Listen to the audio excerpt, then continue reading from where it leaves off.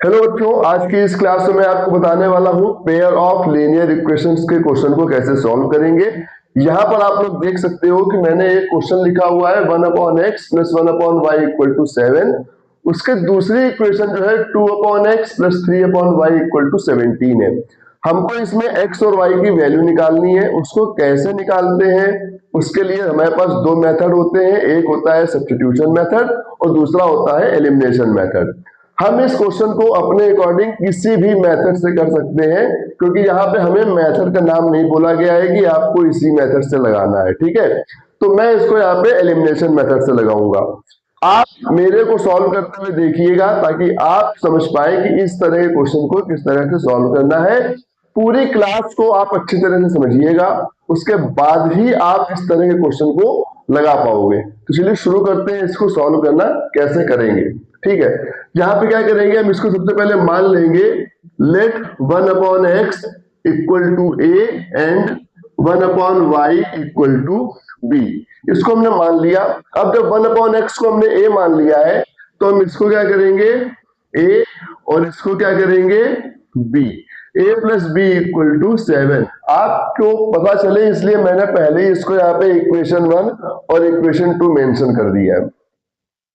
ये a plus b equal to 7 हो गया। अब दूसरी इक्वेशन लेंगे, 2 को थोड़ी देर के लिए अलग करते हैं। 2 इंटू 1/x मीन्स 2a, तो क्या हो गया ये 2a प्लस ये हो गया 3b इक्वल टू ये हो गया आपका 17। ये इक्वेशन बन गई 3 और ये वाली इक्वेशन बन गई 4। अब हम क्या करेंगे, क्योंकि हम इसको एलिमिनेशन मेथड से सॉल्व करने वाले हैं, तो हमारे लिए सबसे जरूरी बात ये होती है कि हम इसमें किसी एक वेरिएबल टर्म को पूरी तरह से एलिमिनेट कर दें। या तो हम a वाले टर्म को एलिमिनेट कर दें या b वाले टर्म को एलिमिनेट कर दें।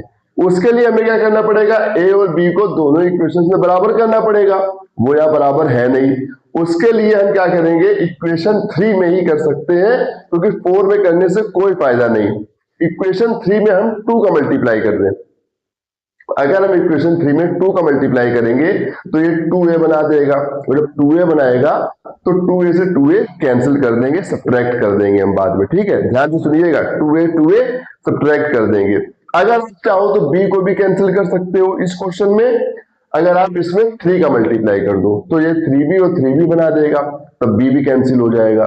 तो मैं क्या करता हूं, इसमें 2 को मल्टीप्लाई करता हूं। Okay, multiply by 2 in equation 3। जब 2 को मल्टीप्लाई करेंगे तो क्या बनाएगा, पूरे में होना है, सिर्फ इस तरफ नहीं होना है, LHS और RHS दोनों पे। तो ये बनाएगा 2a plus 2b equal to 14 और ये बन गई इक्वेशन 5। आप अपने क्वेश्चन को जितनी अच्छी तरह से रिप्रेजेंट करोगे उतना अच्छा आपका कॉन्फिडेंस आएगा, उतनी अच्छी तरह से आप उसको सॉल्व करोगे। यहाँ पर आप देख सकते हो कि मैंने हर एक चीज प्रॉपर तरीके से मेंशन करी है। इक्वेशंस को मेंशन किया है, क्या माना है वो मेंशन है, उसके बाद कितने नंबर में इक्वेशन बनी वो भी लिख दिया, मल्टीप्लाई करने पे जो नई इक्वेशन बनी वो भी लिख दिया। इससे समझ में आएगा कि हम किस इक्वेशन को उठा रहे हैं, किसको सॉल्व कर रहे हैं। अब यहाँ पे हमारे पास ये इक्वेशन का कोई रोल नहीं है, हम सिर्फ 4 और 5 को लेके चलेंगे। ठीक है, तो इसको हम क्या करेंगे, नाउ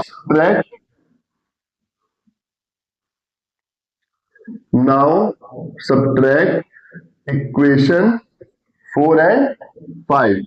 4 एंड 5 इन दोनों को हम सब्ट्रैक्ट कर देंगे। ठीक है, यहाँ पे सही से लिख दें इक्वेशन 4 एंड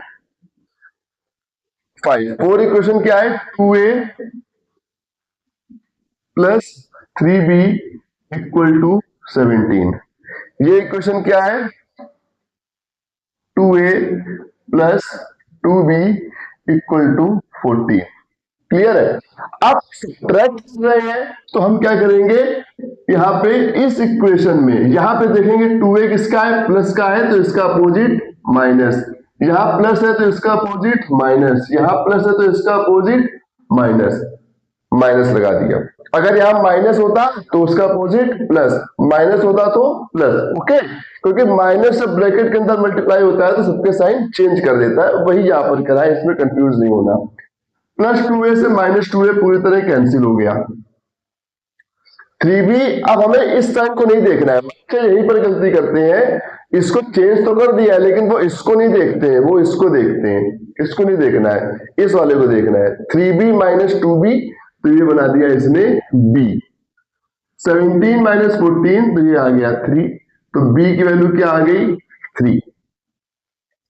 अब जब b की वैल्यू आ गई है तो हम b की वैल्यू से पहले a की वैल्यू निकालेंगे। उसके लिए हम अपनी b की वैल्यू को इसमें, इसमें या इसमें किसी में भी पुट कर दीजिए, ठीक है। मैं यहां पुट करता हूं, put the value of b in equation 4, equation 4 में पुट कर देते हैं, ठीक है। तो क्या हो गया 2a plus 3b equal to 17, 2a plus 3 into 3 equal to 17। यहाँ कोई साइन नहीं लगा, मतलब मल्टीप्लाई है, तो ये हो गया 2a plus 9 equal to 17, 2a equal to 17 minus 9, 2a equal to 8, तो a की वैल्यू 8/2 विच इज 4। तो a की वैल्यू क्या आ गई है 4। अब आपके पास a और b दोनों की वैल्यू आ गई, लेकिन ये फाइनल आंसर नहीं आया है अभी। फाइनल आंसर कैसे आएगा, आपने a को क्या माना था 1/x, तो यहाँ पे भी तो रखो 1/x को a माना था, 1/x इक्वल टू a कितना है 4, तो ये हो जाएगा 4। x इक्वल टू क्या हो जाएगा 1/4। हमें वैल्यू तो x और y की ही निकालनी थी। अब y, अपने 1/y क्या माना था b, 1/y equal to b, b की वैल्यू क्या आई है 3, तो 1/y इक्वल टू 3, तो y इक्वल टू क्या हो गया 1/3। ये x की value 1/4, x equal to 1/4 and y equal to 1/3। ये इस पूरे क्वेश्चन का आंसर आ गया। क्वेश्चन इस तरह से ही सॉल्व करना है, तो जब भी आप क्वेश्चन सॉल्व करें ऐसे ही सॉल्व करें, इसी तरह से क्वेश्चन को लगाइए, ऐसे जितने क्वेश्चन मिले उनको लगाइए, ज्यादा से ज्यादा क्वेश्चन लगाइए। हम लोग मिलेंगे अपने फिर अगले वीडियो में इसी तरह के किसी और क्वेश्चन के साथ, इसी मेथड पे या इसके दूसरे मेथड सब्स्टिट्यूशन मेथड पे बेस्ड क्वेश्चन को सॉल्व करेंगे। अगर आपको वीडियो अच्छा लगे तो लाइक जरूर करिएगा। Thank you so much.